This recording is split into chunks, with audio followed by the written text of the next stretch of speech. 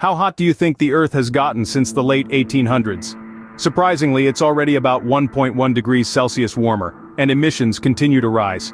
Our beautiful planet is in an alarming state, faced with a relentless climate crisis. The villains of this narrative?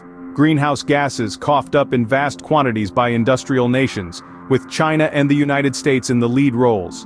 The consequences of their actions are plain to see: rising global temperatures and an environment in distress.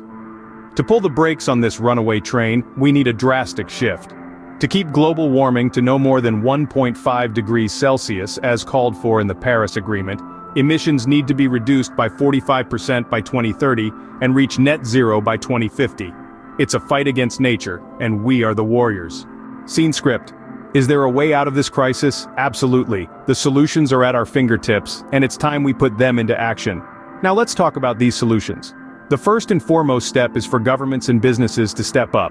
They hold the power to reduce greenhouse gas emissions on a large scale. It's not an option anymore, it's an urgent necessity. And we, as citizens, can apply pressure on these entities to ensure they fulfill their roles.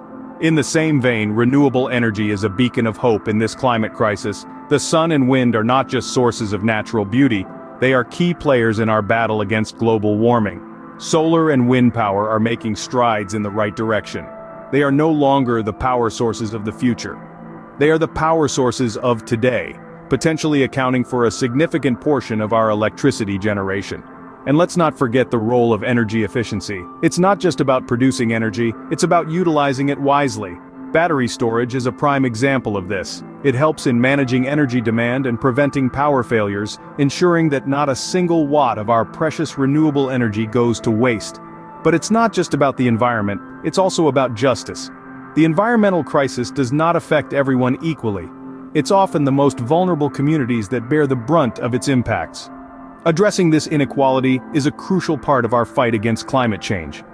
Change is possible, but it requires collective action. It's time to demand action from decision makers and fight for a sustainable future.